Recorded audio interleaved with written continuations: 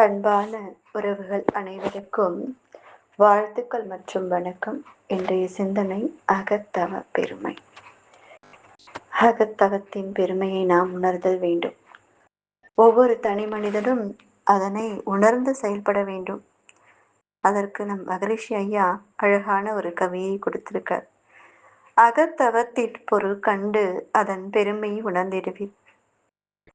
அகத்தவமோ உயிரினிலே அறிவை ஒடுங்கும் பயிற்சி. அகத்தவத்தால் மேலும் உயிர மையமாகி மெய்ப்பொருளாகும். அகத்தவத்தால் வீடுணர்ந்து அமைதி பெற்று இன்புறலாம். அகத்தவத்தால் ஐம்புலன்களை அடக்கி அறிவை அறிந்திடலாம்.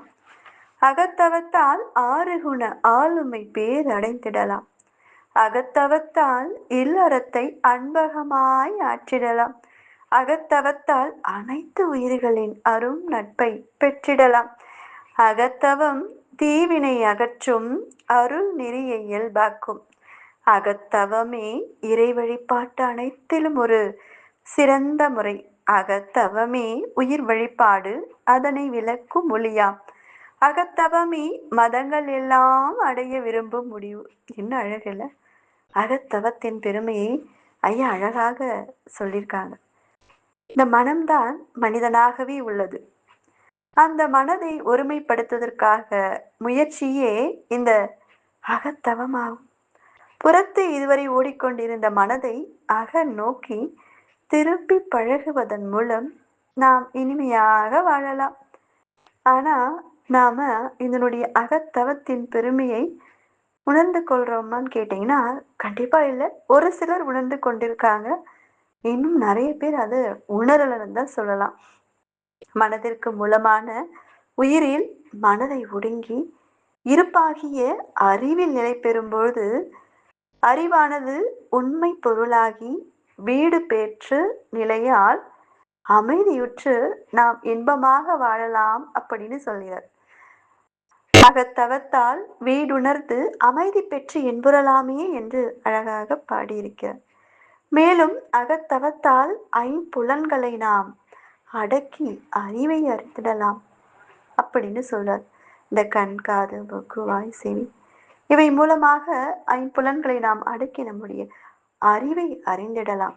மேலும் அகத்தவத்தால் 6 துர்க்குணங்கள் நீங்கி நற்குணங்களாக மாறும் அப்படின்னு சொல்றாங்க. இந்த பேராசை, சினம், கடும்பற்று, முறையற்ற பால் கவர்ச்சி, உயர்வு தாழ்வு மனப்பான்மை, வஞ்சம் என்ற அந்த 6 தீய குணங்களானது நிறை மனம், சகிப்புத்தன்மை, உயர்வு தாழ்வு மனப்பான்மை என்பது சகோதரத்துவமாகவும் கற்பு நெறியாகவும் பஞ்சத்தை அவர்களை மன்னிக்கும் திறமையுடையவனாகவும் மாற்றிவிடும். இந்த 6 குணங்களை நாம் அழகாக மாற்றி வாழ்க்கையை நாம் இல்லறத்தை நன்றாக ஆற்றலாம். குடும்ப வாழ்வின் இனிமையானது தொடர்பு கொள்ளும் உயிர்களிடத்திலும் இணக்கமாவதால் நட்பு நலத்தையும் நாம் பெற்றிடலாம். அகத்தவம் ஏற்றும் போது நாம் இல்லறத்தை அன்பாகவே ஆற்றிடலாம் சொல்றாங்க. அதுதான் அகத்தவம் செய்யும் போது அனைத்து உயிர்களுக்குள்ளும் இறைவனே இருக்கிறார். எல்லா உயிர்களுக்குள்ளும் இறை துகளே உள்ளது. அப்படி நம்ம உணரும் பொழுது எல்லா உயிர்களினுடைய அருள் நட்பை அவங்களுடைய ஃப்ரெண்ட்ஷிப்பை நம்ம பெற்றிடலாம் அப்படின்னு சொல்றாங்க. அகத்தவமானது பழி செயல்கள், தீவினைகள் அனைத்தும் அகற்றிவிடும். அருள் நெறி வாழ்க்கையானே அன்பு நெறியை, அன்பு வழி வாழ்வை இயல்பாகவே கிட்டுவதற்கு உதவும்னு சொல்றாங்க. இயற்கைக்கு நன்றி பாராட்டுவதற்கான இறை வழிபாட்டு முறைகள் அனைத்திலும் ஒரு சிறந்த முறை அகத்தவமே ஆகும். எவ்வளவோ சாமிகள் நம்ம கும்பிட்டுட்டே வரோம், இன்னமும் செஞ்சுட்டே இருக்கும். எல்லாத்துக்குள்ளும் அந்த இறைநிலை தான் இருக்குன்ற உணர்வு வரும் பொழுது நமக்கு இந்த அகத்தவம் அப்படின்றது மிக சிறந்த முறை அப்படின்னு சொல்றார். இறை வழிபாட்டினை விளக்கும் ஒளி போன்றது இந்த உயிரை உணர முடியாது. இது எல்லாமே அகத்தவம் தான்.